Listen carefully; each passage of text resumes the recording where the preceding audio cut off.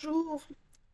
On sait très bien qu'aujourd'hui, on ne nous dit jamais la vérité, on nous cache tout, euh, et on nous dit rien. Pourquoi?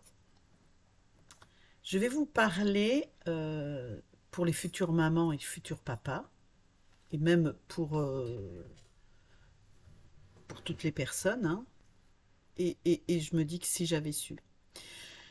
La preuve que nous devons tout désapprendre et réapprendre. Est-ce que vous saviez euh, il y a un monsieur, un médecin qui s'appelle Kirill Rebjev, qui était ancien médecin, et lui, il s'est rendu compte de quelque chose. Il existe une règle tacite et non officielle dans les maternités hôpitaux, pour couper immédiatement le cordon ombilical. Mais vous n'êtes en aucun cas obligé de le faire, alors que les hôpitaux vous obligent à le faire tout de suite. Pourquoi? C'est parce que le nouveau-né est dans un état de double respiration au moment de la naissance. Tout d'abord, il reçoit de l'oxygène et des nutriments par le cordon ombilical. Ses poumons ne sont pas encore complètement activés. Il commence progressivement à respirer de l'air par le nez, puis il active lentement ses poumons. Que font les médecins? Le cordon ombilical est coupé immédiatement après la naissance, coupant ainsi l'apport d'oxygène et de nutriments. Le bébé étouffe, commence à prendre de grandes respirations et essaie d'activer ses poumons, et ça fait mal. De plus, le sang trouvé dans le placenta doit passer dans le bébé. Et si le cordon ombilical est coupé immédiatement, le bébé n'aura pas assez de sang juste après la naissance. Cependant, le sang dans le placenta contient le spectre naturel de l'immunité du bébé. Autrement dit, si le cordon ombilical est coupé immédiatement, une partie de l'immunité naturelle du bébé est délibérément refusée.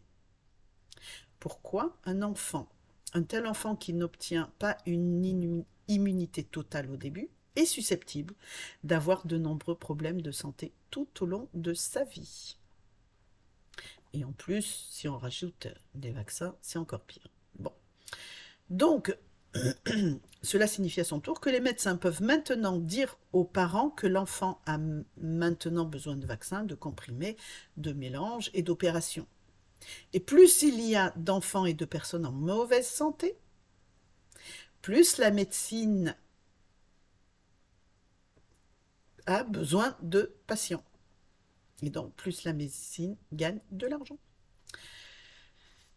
Et en plus, ils font des affaires derrière. Le cordon ombilical ne doit pas être coupé avant 1 heure après la naissance. Les médecins n'y pensent pas, ou alors certains, bien sûr, ne le savent pas. Avec de bonnes raisons fictives, ils veulent que cela se termine le plus rapidement possible. La pratique médicale souhaite que le cordon ombilical et le placenta restent aussi frais que possible. Pourquoi? Bien parce que les médicaments ont besoin de placenta et de cordon ombilical frais. Des préparations médicales et cosmétiques coûteuses sont fabriquées à partir de leurs tissus. Et c'est l'une des principales raisons pour lesquelles la pratique médicale ne souhaite pas que les personnes accouchent à la maison, dans une atmosphère qui leur est confortable et familière. Et si de plus en plus de gens le faisaient, les médecins perdraient une importante source de revenus.